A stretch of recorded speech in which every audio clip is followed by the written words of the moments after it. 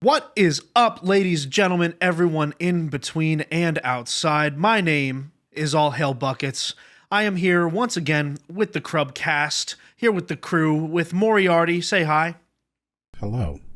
I'm here with Travis Travelton, that Hey, Trav how's it guy. going? There he is. And I'm also here with Chris Mykonos fan. Chris, say hi to the people. Hi to the people. Fellas. It never gets old.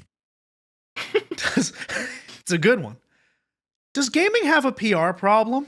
Em, what do you think? Quick answer. Yes. No. No, Trav? not at all. Gaming PR is perfect. Chris? Maybe. Depending on the context we'll get into. I feel like this is very nuanced. Tell me why you're asking this question, Nico. Dude, I am asking this question because I feel like the world could be getting a lot more out of video games. I know that maybe is a little vague.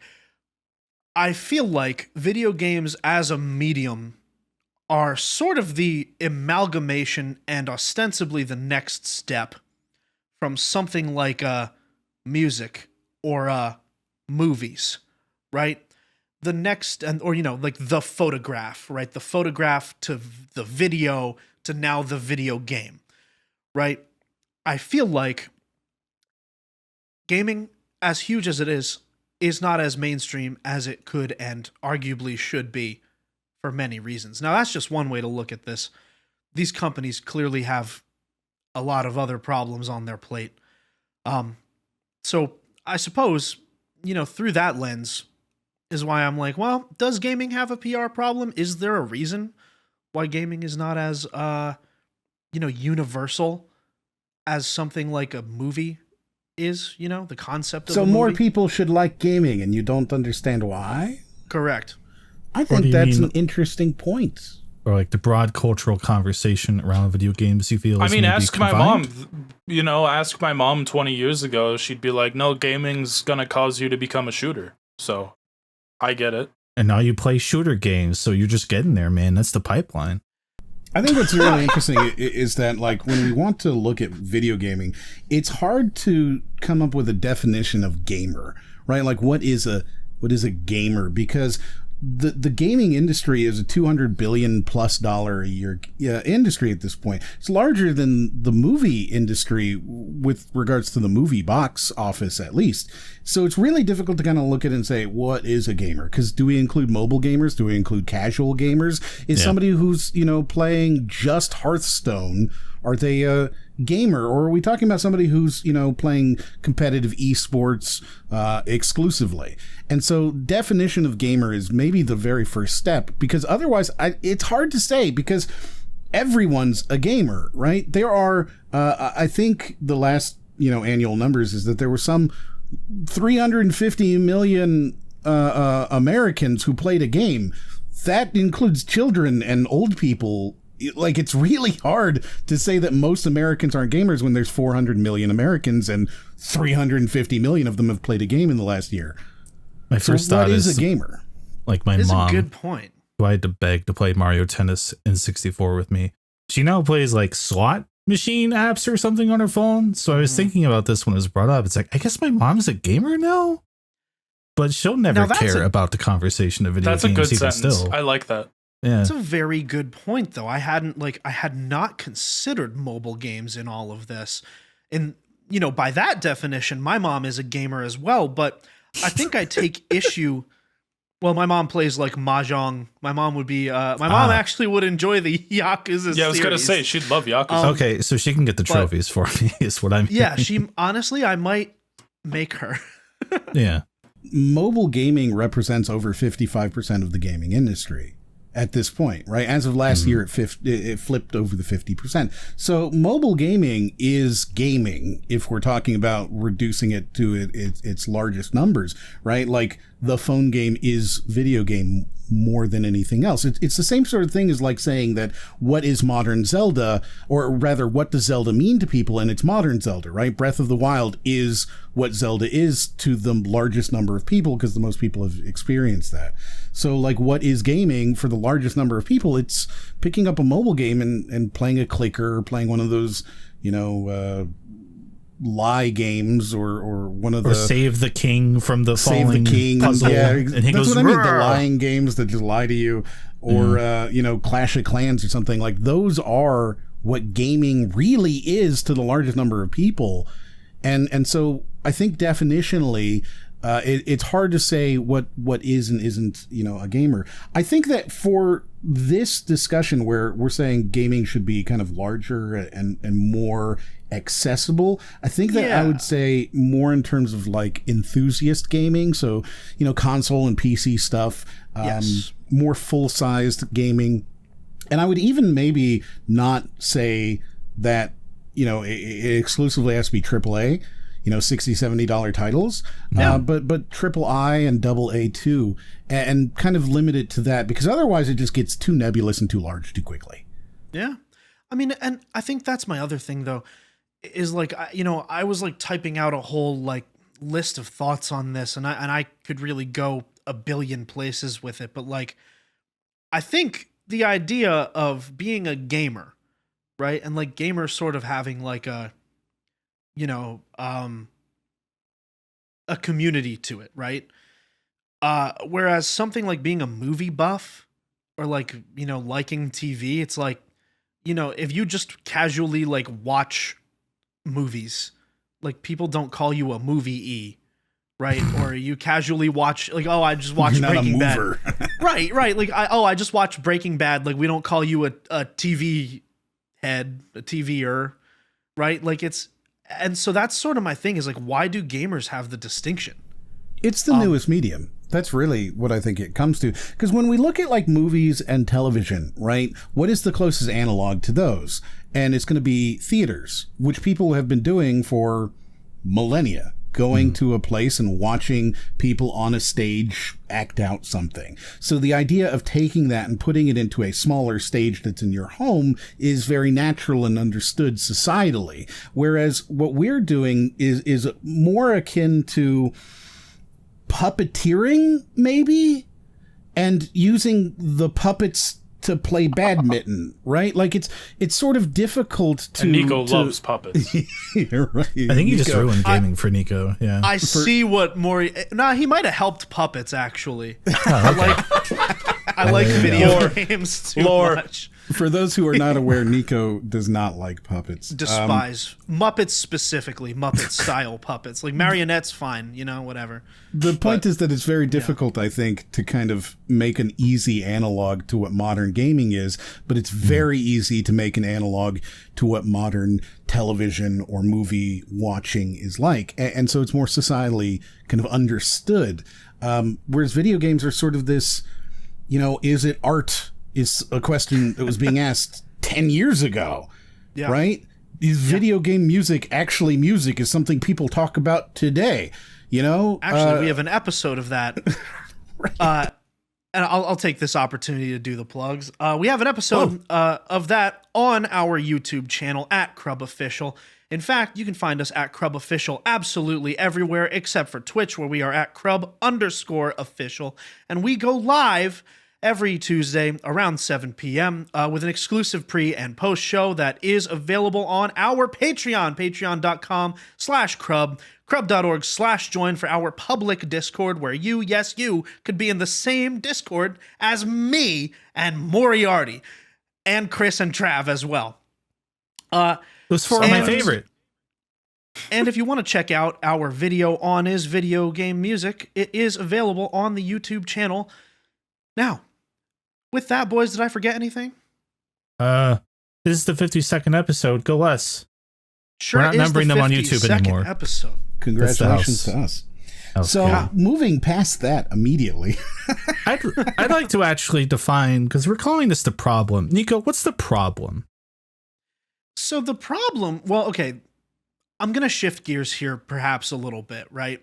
Because I think this is more of an end game problem think there's like a couple other problems upstream, right? One of which being that I think simultaneously there's a bit of a cognitive, and I am going to preface this now. I'm talking out of my ass. I know nothing about the industry. I am glad to have a person, well, people like the three of you guys here who know the industry a little bit better, who can perhaps guide my thought process in the right direction. But it seems to me from the outside looking in that game companies, right, and studios and publishers, what have you, are simultaneously not caring of what any of their base thinks, which, you know, it's a business. I get that. Sure. While also then being very beholden to what the internet and Twitter has to say. Because, you know, I've asked in the past, like, oh man, I wish we see more announcements just in general, right? Like, why don't we know what studios are working on, you know, as the process is going? And like the answer has always been, which we get, right? We get behind the scenes things, we get trailers, we get announcements. Like, you know, we knew that The Boys season 4 was coming out for over, like, you know, a good percentage of the time between The Boys season 3 ending and The Boys season 4 beginning. We knew exactly what was going on, right? You don't get that in gaming. And every time I've asked about it, it's been, oh, because, you know, Twitter will roast them to death or whatever, right? And I don't know that that's how business works. And I suppose it's a nebulous question, but it's one to the class. You know, how do we resolve this paradox, right, of simultaneously being beholden to the internet, not caring about what your audience thinks really at all? So, Chris, what would happen if I were to, as Sega, announce a new Sonic game and then miss that street date? Well, if you've paid for retail space, for one, you have to make it up with the stores because you paid for the space on the shelves, right? That's a natural thing, I'm pretty sure. Two, if it's a Sonic game, it's likely launching in November, which means you're going to miss the holiday sales period and the Black Friday sales period in the US, right? That's a big drop there. Those are kind of two big things immediately where I'm like, they probably don't want to do that because that's a lot of wasted and lost money for no, hopefully avoidable reasons, right? How would Twitter respond? Oh, well, X, the everything app? I mean, I don't know. This is a nuanced question because with Sonic fans, they'd probably be like, thank God, take more time. But in general, if we put that aside, they'd probably roast Sega and be like, where's my game for kids, right? Another thing I'd maybe add as a caveat, just because when we're recording this today, we had the Xbox layoffs and everything, right? And there maybe you're dating the podcast. I'm sorry. We're not exclusive, you know, it's fine. But the thing I would maybe also say is if you announce a game too early nowadays, you might have to shut that studio down. Like, and that's another weird aspect because you see that a lot more in gaming, I feel like, right? Like just very good point. Layoffs and how studio long does closures. an average game take to be made, though? Oh, years. So the average AAA game now is 6-year cycle. Mm-hmm. Right? That sounds right. That's why we haven't seen a Fallout 5 or Elder Scrolls 6 since. Yeah, dude. Ever? Metroid Prime 4, they announced that it was restarting production back in, I think, 2019, around there. Mm. And so, like, all the people that are like, why haven't we heard anything about Metroid Prime 4? And I'm like, yeah, just the way that these games work, we don't really even see trailers until the game's practically finished. Mm-hmm. So we're probably not going to see it till maybe this year. Yeah. At one point, we made fun of Duke Nukem Forever, right? Because it took 13 years before that game came out. 16 years from the announcement. And now you have this year, GTA 6 is going to beat that record. You've got Elder Scrolls 6. Wait, really? Yeah, it's been announced. Wow, I had no idea it's been that long. So we've got these mega games that are just not coming out as frequently anymore. You know, the Elder Scrolls 6, that was in 2011. We got Skyrim. It's been 13 years. And counting. It'll be a while and counting. More on it's going to be one. longer. There's no way it comes out in the next 2 years, which means that, you know, the Duke Nukem Forever vaporware of a 13 to 16 year development cycle is just natural for AAA now. So why are we not announcing things? Boy, that's really, really, really difficult to do because I'm planning a decade from now, right? Like, how do I announce, Bloodborne 2? Let's say, because Nico's a big Bloodborne fan. Yeah. Let's say that I were to... It is what sparked this thought process for me. I will admit that. Let's say that I were to announce Bloodborne 2 today, and I'm Sony, right? Well, now Hi, I Sony. just had this big issue with Arrowhead and Helldivers, right? So now I fired a guy, and that guy was actually in charge of something to do with something. So now I'm going to have to take some money and budget away from this. Also, 2020 happened. We lost some money there. And then 2024, we decided to fire some people. So actually, Bloodborne's going to be delayed by 3 years now. But I announced it in 2019. So where is it? Where is it? Where is it? On Twitter, every 6 months, you're getting another flood of 100,000 people going, Sony, where is it? Oh, I didn't see any Sony here. And for proof of that, you can look at Silk Song. Oh my God, Silk Song. What Hollow is Knight that? 2, I know basically. that's Hollow Knight. It's Hollow Knight 2, and every single game convention, every single Xbox showcase, it's not even going to be on Nintendo Switch, but every Nintendo Direct, somebody is going to reply to them, where is Silk Song? So did they what's the backstory on this? It's Did just that they announced too early. Okay. The fact is that this is who the industry community is, right? Like, they're just going to be the kind of annoying, pricky little people who are going to come after you and say, where is it? Where is it? Why isn't there an announcement? I should have an announcement. Where is it? Where is it? And it's very, very annoying, right? If you're a company, it's already annoying. But now imagine that those people have some sort of, I don't know, entitlement issue where they've gone to a GameStop and pre-ordered it already. Okay, now, to be clear, those pre-orders don't exist until the game is in their system, but GameStop will take that money, right? Well, I've already paid for it. No, you haven't. You've given GameStop $70 for a game for a game that doesn't exist. They're just holding it in their bank account. You gave GameStop I had a loan for Animal Crossing 2 in like 2002, right, at GameStop, because I was just begging my parents like every week, like, you got to Google Animal Crossing 2. Animal Crossing 2 didn't come out till like 2005. They just held on to that for like 4 years. It's just the way it was. Yeah, that's all valid. I suppose I didn't consider all of these factors that could delay or, right, in the worst circumstances, disrupt or even, eliminate the possibility of a game coming out. It happens a lot. More games should be canceled is my hot take, and it's been my hot take for a lot of years. More games should be canceled because we have this problem in the gaming industry today where they don't really prototype anymore. They don't gray box anymore, right? They don't make these sort of high concept, prototypes and then say, is this fun? And this is why we get problems like Skull and Bones, right? Oh, God. Where I'm going to spend, I think that game took 12 years to come out too, but maybe it was 9. I'm going to spend a decade working on a game that sucks. And I'm going to put $250 million into this game that sucks. And then I'm going to put out that game, and once that game comes out and nobody buys it because it sucks, right? I'm going to fire everybody.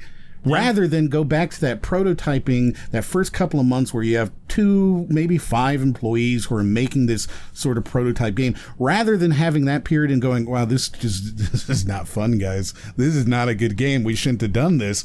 Let's make something better. Instead of that, they are going full send on these things. So is a Bloodborne 2 something that we even want? Because I tell you what, they need to have a prototype for it. They need to play it. They need to have a reason for it to exist rather than just having another title that says Bloodborne 2. Swear jar? Swear jar. Yeah. We got it, baby. Oh man. Well, I mean, yeah, not to I guess hug this, but it does beg the question, right, of the other thing that I was sort of playing around with in my head is like the behavior of the community on Twitter sometimes that we were referencing, right? That are like, where is it? Where is it? Where is it? Or just, and that's one of the more mild behaviors I've had described to me. Yeah. That's a in the weird thing circles- to cut you off real quick, just to jump on that. Go, Like go, it's just a weird thing because like we compare it to movies, right? Like I've been hearing about Tron 3 for however many years now. I'm not looking forward to it, right? But I just hear about it and I'm like, oh, that'll come out. You know, I'm not at like every CinemaCon or whatever, wherever movies get announced. I guess they don't even get announced, right? Like I don't even know. I'm just like, I'm not at every event like, oh, where's Tron 3? I can't believe Jared Leto's Tron 3 doesn't have a new trailer here. It's like, no, it'll come out when it comes out. And I wonder if it's even possible to condition gaming fans to that point. Because I feel like is it possible that companies just start going, all right, open transparency, everything we announce, it could get canceled, but we're going to start announcing early. Like, I don't know if that eventually mellows out core enthusiast gamers or if it just makes it worse, you know? I think the issue here is that there's such a very fundamental difference between making a movie and making a game, right? So I can, with a single camera and a single editing bay and 6 people, I can go and I can make a film, right? And most of the time when we're talking about pre-production on a movie, that film may not be written. It could just be a title that's on a board somewhere and they haven't hired a screenwriter yet. Yeah. You know, it doesn't exist except as some thing that was submitted to the WGA, right? Like it's just here you go. We own this thing and we're currently working on Hobbs and Shaw 4, right? Like, okay, but are you really? How far are we? Hobbs and Shaw 4. They should just go to 4. Yeah, should. Then you have to write it. You have to take that film. It needs to be written. Then it needs to be rewritten. Then it needs to be handed off to a director and a cinematographer and a director of photography. We're going to sit there and going to figure out all the shots and the blocking. They're figure out all the sets. Then it's going to go to somebody else who's going to figure out all the locations. And then you're going to do casting and finally bring in all the cast and figure out what the schedule is going to be like. And, you know, some of these films might be shot across multiple years as just little pieces here and there, which is why you can see some of these mega actors who end up being in like 6 films at once. There's no way that they did all these films at the same time, but they did it over a long period of time. With a video game, that doesn't happen. You need 250 people coding every single day for 6 years, right? Like it's across a different multiple kind of continents experience. sometimes if you're like Ubisoft, right? Yeah, Just like 24 hours of active development on Assassin's Creed 30 or whatever's going on. Okay. It's just a fundamentally different experience, right?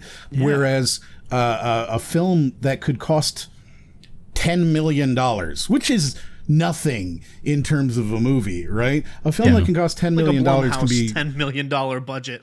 Right. And it's 6 guys and like 3 visual artists. And then eventually that balloons, but like that's the core principal photography team, you know, and they just took Jared Leto out and beat him up a little bit and took a picture of him, and there you go. And he just acted directly at the camera for 2 hours, and you release that, and it's easy to get that film out pretty quickly too, right? Mm-hmm. Like I can be, and this is one of the things a lot of people don't realize about television, right? With like Game of Thrones, I am still recording. I am still doing principal photography sometimes while the show is on the air. I am currently acting and directing an episode that's not going to be on until next week. South Park famously will be working on a video on a new show the week before it goes live. Yep. So like, you know, Saturday Night Live, that show is still being written the night before it goes up. So television and movies are very, very different things because you can't do that with a video game. Mm. Yeah, that makes sense. Actually, Trav, how do you... I have a good one for Trav here, right? Okay. Trav, how many times have you played an alpha game or a beta release and it's completely different than the game? Oh, literally every time. Like, at least alpha releases. Beta releases, they're a little bit closer. But I mean, like, if I'm playing a game and I just see alpha build or a demo that's like even the funniest one I got was pre-beta build, which may be a real term, but I'm just like, isn't that just an alpha build? I'm just like, all right, I don't expect this to be like, I expect the core mechanics to maybe be the same, but like what I'm going to end up playing when this comes out, temper expectations based on what I'm currently playing, because it's going to be completely different. A good example of that might be System Shock, one of both of our favorite games. The System Shock, I think it was the Kickstarter alpha that was released, is a different game. Yeah. Was that the one? So that one, I didn't get a chance to play it, but I've seen videos on it. Was that the one that was on the, not Unreal Engine? The final game is Unreal Engine. Was that before they made the switch to Unreal from, what was it, Unity? I think it was on Unity, yeah. And it's literally a different game. Yeah, it looks completely different. And you can tell a lot of time even just went into, in the rooms that look like fundamentally identical room shapes. You just take a screenshot of that and it's like, these are practically different games. Like there was a huge overhaul in even just artistic design before we even account for anything else. What you get is something completely different. So it's very difficult to say, oh, can you do it like a movie, right? It's just such a hugely different experience. And I don't mean to be ranting about this. I feel that I am certainly a little bit rantier, but this is one of those things where it's like, gaming is the largest entertainment industry in the world.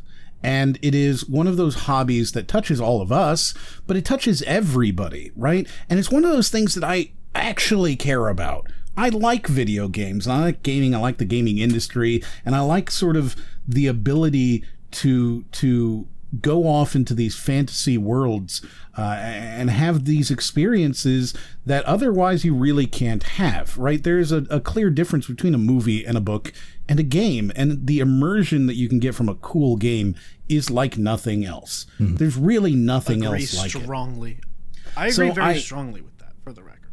Yeah, right? I care about it.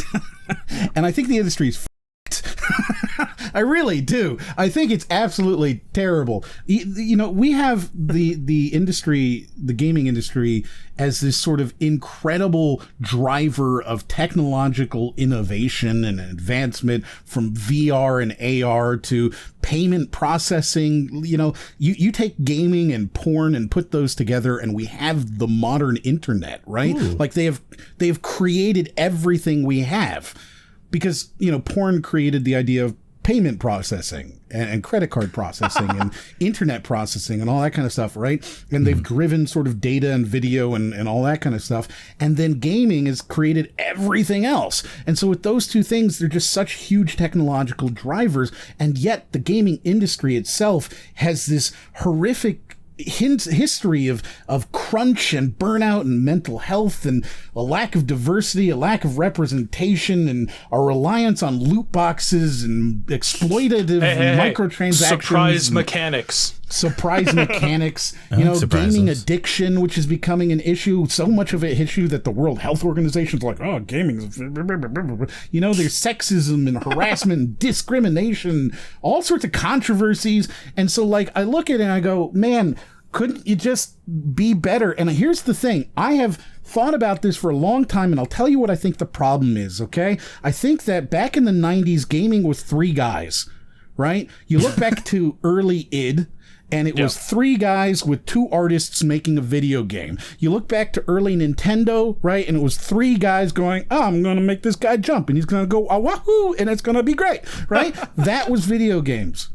Looking Glass comes to mind. Looking Glass, Warren Robinette, all these things where it's like, oh, it was 1 to 5 guys. And then very quickly, venture capital got involved because suddenly video games were making $1 billion, right? All of a sudden, Nolan Bushnell is a multimillionaire, and people are going, oh, I want that money too. And they're pushing into it and going, we're going to take this very young, very small industry, right? Such a nascent group of sort of hobby. And we're going to take that and we're going to forcibly expand it to be everything. And then we're going to just jack in as much monetization as we can. I've been worried about this a little more lately, especially as we're watching video game adaptations suddenly become wildly popular with movies and TV shows, right? Like the Sonic movies, the Mario movie, the Fallout show. these things keep doing very well. And I feel like it's not only going to have a weird cooling effect on the actual gaming industry in terms of like some weird, more capitalistic pressure coming in from those sources, like you mentioned, but I don't, it just makes me feel weird, I guess. There's something about exactly what you're saying. Like, it's exciting, but I'm also like, I don't know. It just feels weird, and I don't have any way to actually articulate that now that I'm talking, which is great. But I know what you're saying. I think capitalistic pressure coming down from the top is exactly the way you want to put that, personally, if I'm interpreting you correctly. I mean, for every Last of Us, we get a Halo TV show, right? Like, for every Fallout, we're getting, I don't know, the Tomb Raider movies. I was just going to say the Tomb Raider movie. Right. Like we're getting these things where it is clearly not respectful of sort of the core medium, right? And it's hard to be respectful of the core medium when the core medium itself is now becoming so disrespectful to itself, basically. Right. It's just this sort of like cash mongering horror. And like that's basically what I was trying to get to, I think. Yeah. Because it's just like I look at how this industry can't really seem to keep its own studios open, but now everything it's creating, everything is suddenly becoming wildly popular elsewhere, right? Which I feel like is just going to have a weird thing of CEOs putting pressure on the artists and people making the game, and it's already crumbling and unsustainable as it is. It feels like, right? Like consoles are How do you make a $250 million game again? How do you do that? Spider-Man 2, $250 million for that. Especially now that they're taking so many years to make, right? That's salaries, that's health insurance, that's everything, year after insane. year. Like, I don't know. GTA 6 is reportedly $2 billion in cost already. Yeah. That's before marketing. I do think they are putting a lot more content in these games than perhaps they have to. But, I mean, that's... do games need to be as big as they are? If I'm spending $60 on a game, I better get 60 hours out of it. This is actually something that I think is tangentially related to the current crop of streamer content, sort of like the Rings of Power and that TV show that nobody watched called The Citadel, which was on Amazon Prime. They spent $500 million on that TV show that nobody even knew was out there. They spent $1 billion on Ring of Power. The Fallout show cost so much money. So I think that we're kind of at this point where every industry in entertainment is spending way too much money, and they don't really know what they're getting because they think that, we, the consumer, and boy, sorry, Trev, I'm going to blame Marvel for this. They think we, the consumer, want these $1 billion, everything. Everything needs $1 billion. I was actually just about to bring up that, like, I feel, and I'm guilty of this, and very only recently have I been making an effort to get over it, which is, if I was hesitant to spend time watching something if it's not part of some pre-established IP that I'm invested in. Wow, that's weird. No, I don't like that. Well, no, I'm not talking about you. I'm talking about me. And I know for a fact that there's a million other people just like me that are the same way. They don't want to go see this really cool movie about a guy with a gun installed in his wrist. I forgot what it was called. It looked really cool. I didn't end up seeing it, which is kind of the point. Fantasy 7? No one... Yeah. No, it was a real movie from like 6 years ago that looked really cool, and then I just forgot about it. He was like, he had like the guns come out of his body, and he was like on a revenge story. I didn't hear anything about it afterwards, so maybe it was bad. Sounds great. Guns Akimbo with Daniel Radcliffe? No, that was something else. But point is, it's like, here's these movies that all look really cool, but because I wasn't invested in the story or the IP, I was just like, I'll get to it. I'm not in a rush to see it because all of my peers aren't going to be talking about it and pressuring me to see it. Yeah. And I was going to say that, like, I feel like we're going to be seeing it. We're already kind of seeing it anyways with a lot of, movies and stuff talked about these days being, there's just all remakes or sequels. I think that we're going to be seeing that with video game shows and shit too, because swear jar. Shit's fine. I think that we're gonna I think you can say that one, yeah. Oh, okay, shit. I think we're going to be seeing that more with Double down. Immediately goes for it. We are going to see more of that, I think. We're going to be seeing that when it comes to video game adaptations of shows, especially with the financial success, at least with the Fallout show, Mario movie, Sonic movies, that we're going to be seeing more just adaptations of beloved IPs getting priority because people stupid like me who don't want to go outside their comfort zone. Well, maybe a good example of that would be the Sonic thing itself, because I actually think the Sonic movies represented a perfect opportunity, right? Because they could just be these sort of cheap, fun Sonic things that weren't $250 million, and they didn't need to be part of a larger cinematic universe, which they very promptly ruined by making the Knuckles TV show.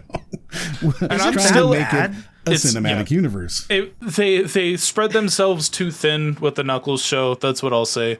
Like, they didn't have the budget to put Knuckles in half the show. They did. They just spent it on things like Michael Bolton for some reason singing. Yeah. No, I'm into that. They I'm into that. Weirdest places to put the money in that show. Anyway. But yeah, I mean, like, I'm part of the problem. I'm part of the problem. I'm still excited at the idea of a Sonic cinematic universe. Damn right you are. Consume. So am I, but honestly. I guess to what Moriarty was saying, they promptly ruined it just by the mere existence of a Knuckles show. And then the producers coming out and being like, well, we want every movie to feel like a Marvel level event. And I'm like, I saw that. Saying? That made even me go, are you sure? It's just so impractical and maybe delusional to think that you'll attain that level of success. Like, just here's my thing, right? Like, look, I make music, right? I make music, and I'm quite good at it. In fact, I think I'm pretty good at making music. I think I'm a pretty good singer. I think I'm a pretty good producer. Hell, I'm a damn good drummer. But am I Neil Peart? Am I gonna be as good as Neil Peart in my lifetime? Probably not.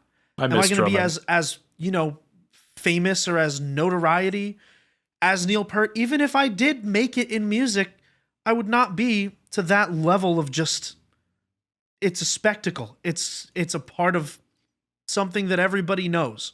It's ubiquitous. Like, we don't have ubiquitous anymore. That's just something that's out the door with the internet. And B,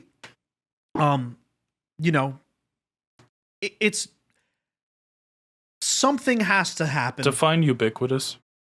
It's the company that makes Assassin's Creed. Ubiquitous, present, appearing, or found everywhere. Okay. Oh, yeah. Very good. Shout out. Yeah. So you were kind to yourself, and I got lost.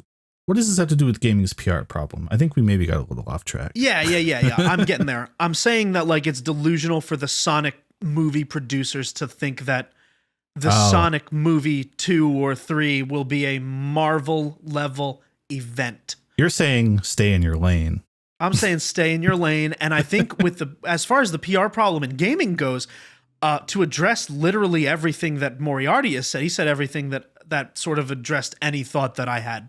So, I think that was very comprehensive. Excellent job, Moriarty. However, I think that, does all of that, right? You mentioned the problems about, the inclusivity in the industry. You mentioned the problems about, the people online being annoying. Does that drive people away from perhaps a deeper involvement in gaming than simply, I play Candy Crush on my phone? In spite of itself, no. Or are those people going to do that anyway, No. And so here's the thing, right? The PR problem with gaming is very simply that there is no way to do PR for gaming, because what is gaming, right? Yeah. When 50-something% of the games are mobile game, or the market dollars, when 50-something% of the dollars spent are going to mobile games, right? Which means that much more than 50% of the hours are going to mobile games too. What is gaming? And this is why at the beginning here, right, I was saying, look, AA, AAA, those kind of things. We're talking more bespoke, sort of immersive, console and PC experiences sort of semi-exclusively. And the PR problem there is still what is gaming, because for the top echelon of the gaming sort of executives, gaming is money and nothing more. It's literally nothing more, right? There is a reason why Microsoft got into video gaming, and it wasn't because they just wanted to make cool video games, right? They tried to buy id back in the 90s for the same thing. They just want to push Windows, and that's it. That's all they want. They just want more Windows. Is that video of Bill Gates promoting Doom for Windows 98 going, wow, these games are getting really realistic? Yes, because they just want to promote the thing that makes them the most amount of money. They want the ecosystem to be as large as possible so that when you are a company and your option is do the free Linux or get Mac or get Windows, well, everybody I know is going to use Windows, and I need them to all be using Microsoft Office too, so I guess that's what I'm going to do, right? So for them, video gaming is ancillary at best. The best thing that ever happened to the Xbox industry or Xbox companies was when they were split off of the Windows ecosystem a few years ago. And this is very recent. Xbox, the entire Xbox brand, the console used to be part of the Windows system, right? Mm-hmm. Like, the guy who was in charge of Windows was overseeing the guy in charge of Xbox. That is not a good mix for making a great gaming system. And that's why we had Don Matrick with the Xbox One coming out and saying, your Xbox One's going to be your TV. Your Xbox One's going to be the thing. Always online. It's always online. You're going to be able, it's going to always be listening. You'll be able to watch your DVR through it, which is not something anybody cared about. That was a painful E3. It's Windows that promotes Windows. And so the entire Xbox ecosystem was geared towards Windows.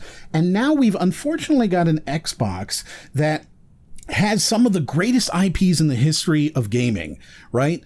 And has enough money to do whatever they want with it because they gave the Xbox Game Studios basically carte blanche. They were like, look, you can do whatever you want. We'll spend $80 billion and buy Activision. We don't care.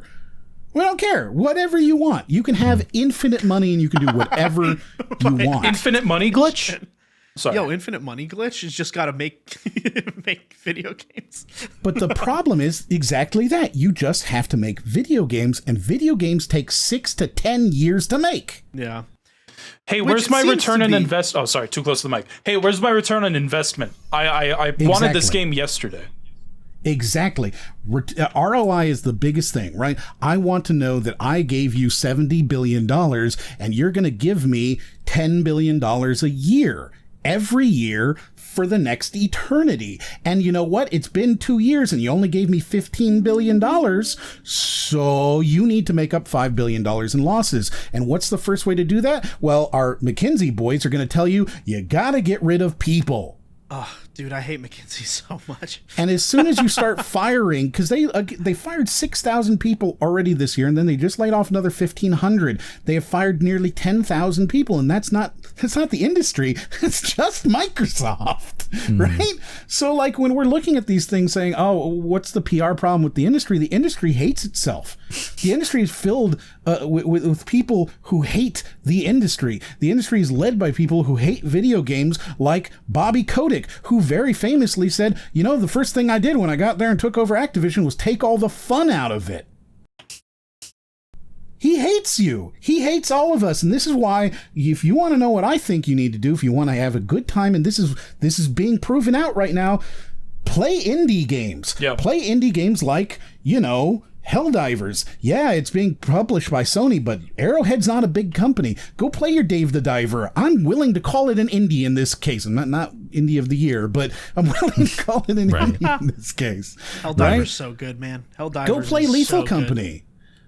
I want to play Lethal Company. I want to play Lethal Company so bad. Just let me know when you do. Maybe Do it. Go pick up Trepang 2. Go pick up Proteus. Go pick up Minion Masters. Go pick up The Forgotten City. Go pick up these games, Gloomwood. Go play that today. Go play Sprawl. Go play System Shock. Instead of picking up Diablo, go play Last Epoch. Go play these games that are better games that are coming from smaller companies, and they're not part of these multi-trillion-dollar companies that truly do not care about what you're making. In fact, they actively want you to be just pay pigs, like they're some sort of findoms over you. They just want you to just give me all of your money and then die. Counterpoint, Indiana Jones's Great Circle. I mean, you're right. I have no defense. That really is the name of that game. Indiana Jones in the Great Circle. Well, no, the Great Circle is a real Circle. geography term. It's just a stupid Well, they should rename it something better. Yeah, No, I agree. That sounds like a fake name, I feel like. I think they need to. I'm with Chris on this one. I think They all need names to, are fake, but that's just me. They're all You know just what? a construct, man. That's a very, very good point, Trav. I like you how guys- this episode, our 52nd episode, is very similar to our first episode, which I believe was just M rants today. Well, no, it I was like a little the bit. rants. It was a little bit of Nico ranting too, but also I think I prompted the thought process, right? And I think it's good for people to hear, because I do see a world where if these questions are not answered for folks, especially folks like myself, perhaps there is a world where we go on Twitter and we angry tweet at these companies for things like that. I don't really tweet There's much. just so much, right? Like, if we want to talk about the negatives of PR with video games, we can start with the gaming companies and how they prioritize these short-term profits over consumer goodwill, mind you, which is just stupid. But we can also talk about the poor working conditions. We can talk about the lack of diversity in industry. We can talk about how very narrow the range of video games has become. When you look at AAA games, they're all kind of the same until they're not, and then that one game comes out that changes everything, and within 2 years, they're all the same because they all decided to be, an extraction shooter. A battle royale. Are you I excited mean a for the MOBA. new marathon? The Bungie original extraction shooter. Bungie extraction shooter, exactly. So when we look at it, it's like, oh, okay, so there is one new thing that comes out every 2 years, and then everything after that is just that game again. But we can also talk about the toxicity and harassment of gaming communities. We can talk about how it sucks to be a woman in video games and talk in a voice chat. That sucks. That's a bad experience, and that will deter you from being a new gamer for sure. We can talk about the overemphasis of addictive game design and how that's becoming such a major problem that they are ripping content out of games in order to make it part of their monetization strategies. We can talk about how the community management has basically no ability to communicate effectively with us as gamers anymore, right? Like, how can a game company talk to us and we talk to them? When I want to talk about Helldivers, what do? I just go on Twitter. That's my only recourse. Yep. Yeah. And that's why Twitter becomes such a cesspool of negative stereotypes and misconceptions, because it's the only way that we can communicate with them, and it's the only way that they care to communicate with us. The problem with the Helldivers thing, right? Everybody gets all mad about the Helldivers thing, and the only reason that Sony backtracked on this whole thing is because EU representatives approached them about a GDPR violation of changing their Wait, their really? stuff. That's why? The Yes. Helldivers thing. The Helldivers. I didn't know about that part. Wow. The Helldivers thing, for folks who did not know, is that at one point the plan was that you were going to have to make a PSN account to play Helldivers online. On PC. And on PC, sorry, yeah. Even on PC, you had to make a PSN account. Yeah. And now they are walking that decision back. The problem I had being no that idea out that of it was about 100 the UK thing. Yeah, so the problem being that 170 countries this game was sold in, 155 of them you can't make a PSN account in. Yeah. So guess what? If you own it, you just don't own it anymore. And the EU views that as a GDPR violation, right? A privacy violation to change the terms and conditions that you agreed to when you purchased the thing, to change them to force you to give over privacy information. Yeah. And that is the only reason. It has nothing to do with all the negative reviews we we gave them, 100,000 negative reviews in 24 hours. That doesn't matter. It didn't matter about the refunds from Steam. Sony doesn't care about money. If they did, they'd make good games. They don't care about money. So instead, what do? They get an angry phone call from an EU representative saying, hey, we're going to have to open up an investigation about these GDPR violations that you guys are doing. And all of a sudden, they were like, oh, yeah, sorry. I like that they don't care about Your money. voices have been heard. Your voices have been heard. This is all you guys. Yeah. Right. They loops. can. Sorry, Chris, continue. Loops back around. I was going to say, I guess it loops back around to what you were saying, right? The PR problem doesn't matter. They only care about the slap on the wrist, you know? Yeah. Right. Anything This the is the player issue. said And doesn't have you matter. ever been slapped on the wrist? It hurts. But so then I guess my question is then, like, why do they care if people are on Twitter saying, like, like if they announce Because if a they game convince you not to early- buy their game, then you lost $70. Yeah. That's it. That's it. Okay, I see. It's it. It's such, and this is why when the games that have goodwill, right, when they come out, they seem to explode because everybody goes, oh, a game that's not gonna treat me badly. Yeah. Wait, Helldivers doesn't have 50 different types of DLC. What? Everything's in the game, and they give you free battle passes. Oh my god! It only costs $2. I don't have to look Yeah, at a It still costs spreadsheet money. to understand what I'm going to get, like with the Sonic collection. Yeah. Oh my god, dude. Yeah. Dude, the Sonic collection was So bad. insane. They put out, I think, remember that. 3 Oh my different God. images of their battle passes, and I still didn't know what you would get. You get Oh, is that the one with the like? I know exactly what Chris is referencing. The you could get a different menu. You yeah, could move the I know- camera in the menu. There was a metric, yeah. I know So you the had graphic. a rubrics of different things that was in different things, and they put out several, and you just couldn't understand what you were going to Yeah, get. it was like one of those like item comparison Yes. things that you Yeah, see yeah. on like Amazon, where they like compare this product to like Yes, these and you similar couldn't tell products. what it was. And the thing is that this goes back to games like Evolve. Do you remember Evolve? One of the very coolest I remember that. Yeah. I heard about 4v1 it. asymmetric multiplayer game, very cool game. And when it came out, they released with, I think, 7 different versions of the game. And each one had a different kind of DLC. And you didn't know what you were getting. And there are ways that you could buy the top level, $180 game and still not get all the DLC. We are still seeing this today with like that Tarkov bullshit. Yes, with Tarkov, if you I don't read pay us this. $250, so with Escape from Tarkov, they released a version of the game that was $150, and if you bought it, ostensibly you get everything. And then they release a new version of the game this past week. It's $250, and if you didn't get that version, you don't get everything. And the people who had a $150 version go, but wait, I thought we got everything. And then the Tarkov devs are No, like, no. no. It's not DLC. Wow, yeah, I don't like moving the goalposts like that. I feel like that's This is- a little sus. This is very common across the industry, and it's why there's so many problems. Is why, how am I supposed to look at any game and say, yeah, I'm willing to buy that, right? Yeah. We already had problems with pre-orders where they would just lie to you. Look at Colonial Marines, right? Oh, you pre-order that game and then you get that piece of trash?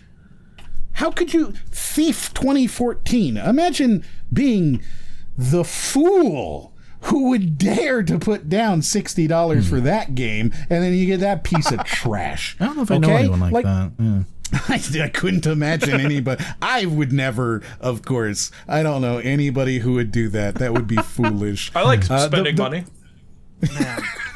And you get these things where it's like, what's the biggest indie game of last year? What's the biggest indie game? Mario.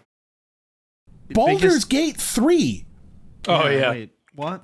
And how many copies did it sell? 100 billion copies of one games of I know the year that. and all. I know that and it's there's an going to be indie people game. out there that are going to be like, "Oh, that's not technically indie." It's complicated. Well, so It's not indie in the sense that it's a Dungeons and Dragons license, but it is still indie in that Larian is not part of the big companies. Yeah. Right? They put everything on the line for this. If that game failed, there would no longer be a Larian Studios today. The game was in early access for like 4 years. They're not part of this monopoly. Right. They risked it. And yes, it was a big risk, and I would easily put them in that AAA, AA standard for a lot of their games. Ubisoft. Sorry. Right? I just Until- immediately I would thought say of the quadruple A thing that The quadruple A Ubisoft thing, is yeah. trying to push for. Skull and Bones. Skull and So, Bones, I would say baby. that Baldur's Gate is a AAA game, but right, it's not like they came at it with $50 million a month kind of budget. It didn't exist. Wow. So looking at these things, all of the sort of best games that have come out in the past several years have all been indie games. Consistently, they've all been indie games. Yeah. Yeah. I mean, yeah. I mean, Oh, go ahead. And why? Because they don't screw us. What was your best game of the last year? I bet it was Pizza Tower. Hello. Wasn't it, Trav? No, System Shock, but close enough. Right? Like, and both of those are indie games. Literally, Okay. the best AAA game from last year, I could say, was probably Tears of the Kingdom. And God of War? I never played it. I'm open to it. I just didn't play it. You should. I don't have a PS5. I know that the first of Massive hell. I mean, there's one upstairs. I just don't use it. I use it to play Spider-Man 2. Because that back to the pre-established IP. I wanted Spider-Man. LOL. But I mean, I didn't grow up with God of War. I liked what I played though of the first one, very first one, not the first of the reboots. Oh. But I mean, the first of the new series is on Steam. I want to give it a try. I'll pick it up on sale. It's just one of those things where you look at it and it's like, what games came out last year? And the games that we remember are games like Baldur's Gate or like Tears of the Kingdom.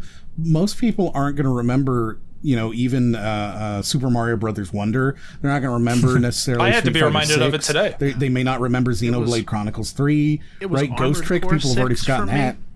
Armored Core 6 was probably my game of the year last year. I Oh think. yeah, that came out. Sure. Right. Yeah. And that's not like an indie game or anything, right? Like that's People just don't remember Armored these Core things. 6. Spider-Man yeah, 2 it did will be take me forgotten in a year or minute. two.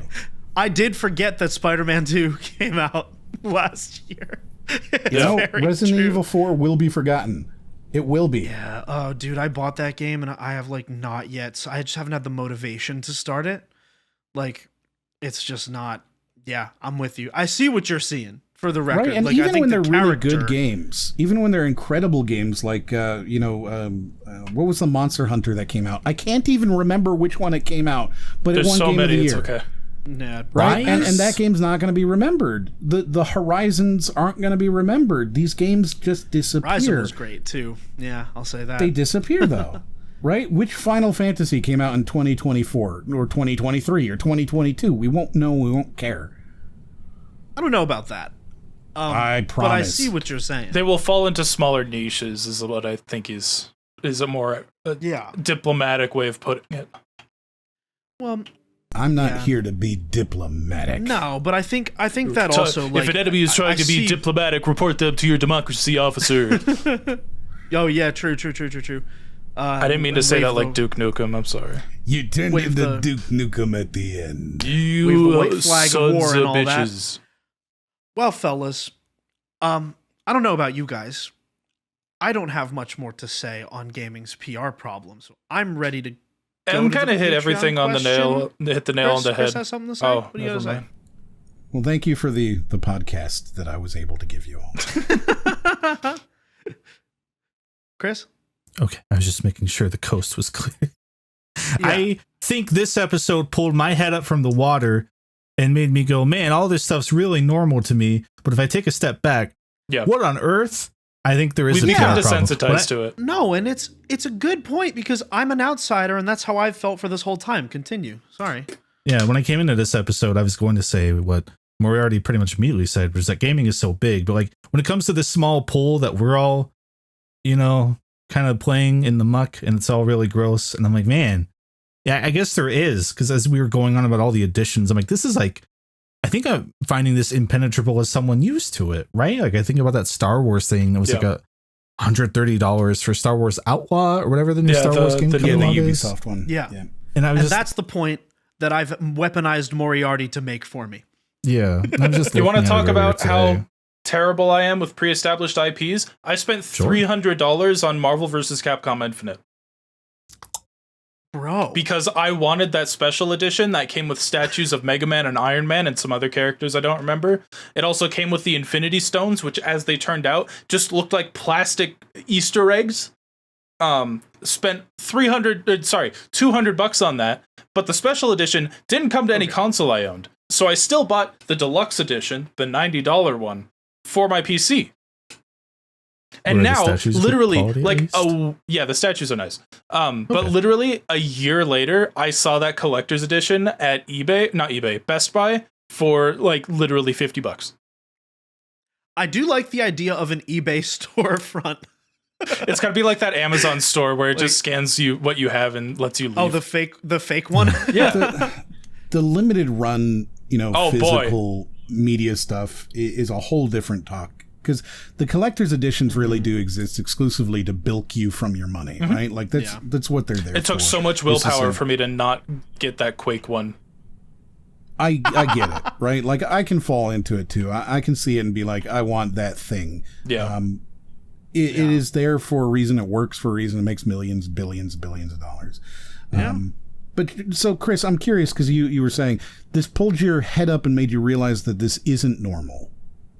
It's Shout very out to Chris. normal in the fact that it keeps happening, but I look at it and I'm like, I don't know how anyone coming into this could make sense of it. And I would imagine it's probably actually repellent to most normal people who aren't already normalized to this stuff. Yeah. Is kind of where I was thinking from. Just wait till they start Probably. doing special History. editions of movies. You got to fly out to Texas to see this version. I mean, they already started doing I know. that years ago. A steelbook copy, really man. funny. If you don't get the Blu-ray with the double disc, you don't get to see the behind-the-scenes features. Oh, You true. need to buy the Which, special edition. actually- and this one comes with a DVD and the ultraviolet, which you're definitely going to use. It's so Dude, funny. HD DVD. Okay, I'm sorry. I was watching. No, I agree. HD DVD, dude. I was watching Miami Vice, the movie, of which I have a DVD copy, right? And the only version that I could find online was or available for like rent, right? Was the unrated version. They only had the unrated version. I was like, oh, man, I kind of don't want to watch that one. I was like, I kind of just want to watch the normal version, right? But ended up it's the only one I could watch. I wanted to watch the movie. I watched that version, and I was like, I think I have a DVD copy of Miami Vice somewhere. Turns out I did. It is the unrated version. I think it is the only version available, but the fact that they call it the unrated version implies that there are more versions out there. There's always. So Here's the thing, This and I does think this happen. maybe sort of summarizes it for me, and I won't continue to rant so much. Those sort of versions of DVDs and movies exist for a long time, and they used to put out an unrated version of comedies like American Pie. Get the unrated version, right? Special. It's different than the one you saw in the theater. You need to buy this one again because it's going to be different. Even and then funnier. you get it, and it has it has what, like the 2 elongated minutes? sex scene between Colin Farrell and somebody else. whatever. It has an Yeah, extra that is 2 it. minutes of content that was cut because it wasn't very good. Right? Like, these films aren't being having content pulled out of them because it's great content. Typically, Alexander withstanding, there's generally not like, oh, these films are really good and they're removing an hour's worth of great content. No, they're saying, oh wow, this part sucks. Right? This part doesn't work. This part ruins the pacing. This part over here is not so good either. This part, it makes no sense. Why did we even have a cameo from Rob Lowe? Why is he even in this film? Right? That's And really they remove funny. that stuff. Yeah. And then they say, here you go. Here's the film we think most people will enjoy, that most people will like, that will be good, that maybe might make a whole lot of money. And they put that movie in the theaters, and you guys go and you see it, and you like it, and whatever. And then they go home and they go, okay, so now how can I monetize that person who's already seen the movie and doesn't need to see it again? And that is the limited run's entire mentality. That is the collector version's entire mentality. Here's all the shit that we gave you that you didn't, or that we were going to give you that we knew was bad. So here's all of it anyways. You get to have it. Here's your golden hat. Yeah, we made and your it. stupid dog. Might and a as whole well, bunch of potions that you're not even going to drink. Might as Here well you make go. a couple bucks off of it, I suppose. But what if you got the exclusive Jabba the Hutt mission in the $130 Star Wars edition? Yeah, dude, Ubisoft can suck it. and what if you got all 6 or all 8 or whatever Lord of the You're Rings gonna miss toys out on from this McDonald's? quadruple A experience. Yeah. So I think that's sort of summarized. Yeah. my opinion. I mean, honestly, my pitch is to go back to toys. I think we need to go back to toys, and that's how we should play. Skylanders? Skylanders, Disney Skylanders. Infinity. All right, fellas, are we good for this Patreon just shut question? that Anyone down else right have away. anything to say here? No. Okay, Trav, what are you thinking? All right. Patreon, ladies, gentlemen, everyone in between and outside, it is time for the Patreon question of the week, where you can ask these questions for us, as we have just talked about games that want to squeeze dollars out of everybody. We hope that you can, out of the kindness of your heart and perhaps the desire, and perhaps the desire to write a question for us. He's equating us to this predatory company. Well, except Look, the man. thing is, we actually We're the like indies. we We're the actually indie like companies. our viewers. Some of them, and we answer the questions. So here's the question. Patreon question of the week from TheCrazyEven. What is the funniest insult you've ever received, either from each other, other people, on the internet, anywhere? I was told you could I can fly. answer this I was told you immediately. could fly a plane between my tooth cap. Ooh, Wow. that's a good one. Jesus. That is a That's a good one. What about you, Chris? Do you have one? Nobody insults me. So I'll get comments that are like, well, you sound like this guy. And I'll look it up and they don't sound anything like me. And it's like, I don't know if it's positive or negative. Yeah. I'm you do inoffensive a on the really good internet. donkey, though. What donkey. is yours? You do a really good donkey. So you do my do an favorite excellent donkey. insult ever, and I only use it when somebody really gets me, right? And I heard it from my dad, and it's just so good. And at first I didn't understand it. It took me a little bit of time, right? I heard it and I was like, that's not really an insult. And then I thought about it. I was like, whoa, that's an insult. If my dad really doesn't like you, he'll call you a turnip. And I think about that and I'm like, wow, that's sort of benign, right? And one day I was like, why did you call him a turnip? He was like, think about it. Nobody likes turnips. They're disgusting vegetables nobody wants to eat. They don't have any brains. They don't move anywhere. They're kind of ugly and they're just terrible. Yeah. No, that's a good point, dude. I actually had something like similar to that when the word extra first came onto the scene. I was like, wow, that'd be a really good insult, calling someone like an extra, like from a movie where like you just don't think about them at all. I see. But then it came You're to an mean you're an extra. it That came sucks. to mean something else That's entirely. That's like calling someone an background NPC, I guess, character. right? Yeah, It an is kind of NPC. NPC. It's the same Yeah. thing. I think You're an the- extra in your own life, my guy. I get it. That sucks. That's I pretty have bad, a couple. Right, and I thought that was a scathing insult, and it just became like a word that means like over the top. And honestly, I prefer the term OTT to extra anyway. But I digress. Only because I want to use extra as an insult like that. But worst insult I've ever been called. Well, there was a time before hot dog water was in the zeitgeist. What a Say no sentence! more. What a sentence! I don't know where you're going with it, but I don't want.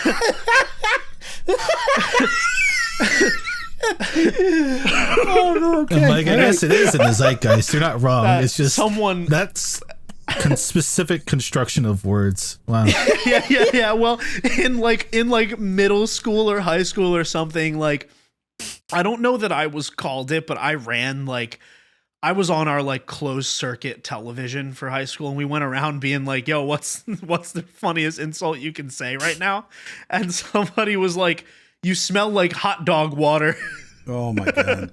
And he goes, and then he also just goes, "You Trav's smell the like only a one who's brick wall." understanding this. He goes, "You smell like a wall. brick wall," and I was like, "That's hilarious," because that's just like, how do you know what that smells like? B, I don't even know if that smells bad. C, it could be the worst smell of all time. Who knows? Oh my god! You know what, Nico? I will explain this to you when we are no longer on the air. Well, you smell like a brick wall. Well, that certainly opens up the imagination, doesn't it? Yeah. Okay. I'm spiraling, intrigued. guys. Yeah, intrigued to learn the lore there. I think the other one that I've been doing the impression of me when I said, no one does an impression of me, and everyone immediately started doing the Sonic they're like, "Hey guys, it's me, Sonic." Yeah, for us, it's less. That's what you sound like. It's less that That's you get number a, Everybody, it's me, Nico.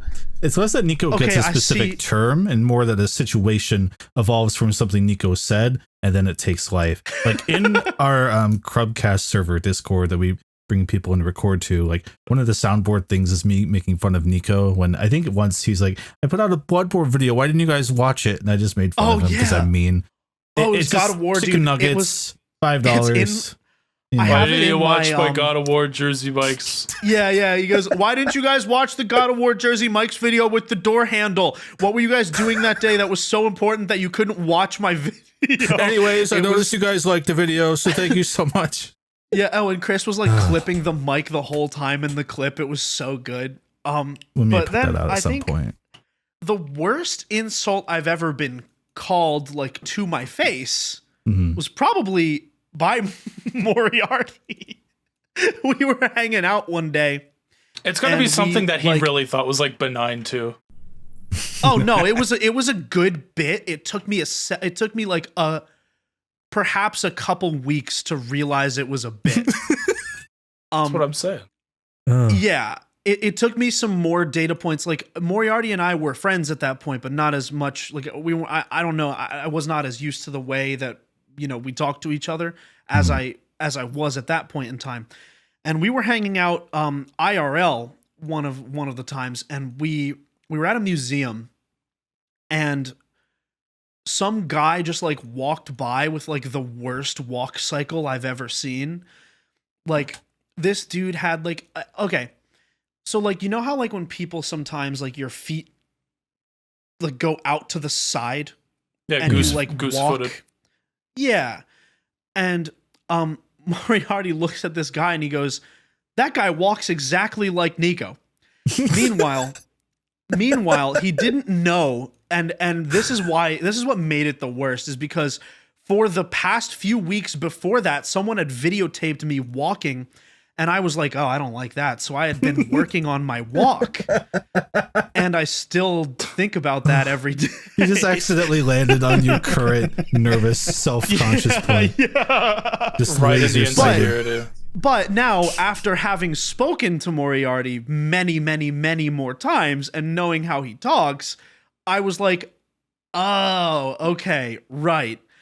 I get it." So I didn't realize, and I hope it was. I mean, for my self-confidence, I suppose I'm saying it's a bit, but The world may never know. Good lord. The ride never it was- ends. it was great. It was great. Good, stellar stuff, gentlemen. Here I That's bring an in the episode. turnip thing, and Nico's just like, well, here's this one thing M said that's just been in my head for the past several years and ruined my entire life, I don't- including the actual way that I walk. My entire gait No, has no, changed you now. Use the didn't. You segue did now. not ruin that. You did not ruin that. To be fair, I ruined that by being too much in my head about like, yeah, I don't want to like walk like, I don't want to walk like that. Well, you don't have a high self-confidence. Seeing a video of you from an angle you could never see yourself from is a very harrowing thing. I will Absolutely, say. absolutely. This has Yeah, been I mean, very it's not enlightening. even. It's not even the way I look. I actually like the way I look quite a lot. It's the way I walk. Yeah, I Okay. mean, well, you know, maybe you should work on it, Nico. I've been, dude. I Don't make it now worse. It's force of habit. Don't make this worse. No, Is there I a walk mewing, normal but now. for He's good. walking? Is that the thing? Mewing for what? You need to woo. I'm walk maxing. Walk maxing. Step You need to do maxing. All right. Well, yeah. Well, fellas, we've been step maxing and walk maxing for quite some time, and M has been podcast maxing, Getting if some you will, gains. Ooh, And, strut maxing. strut maxing. I And like with that. with that, folks, I think it's time to call this one. What do you guys say? Actually, I'm not letting you say anything. We're just gonna end it. And with that, folks, this has been Trav, Chris, myself, and the always great Moriarty for Crub. I've been Buckets. We'll see you in the next one.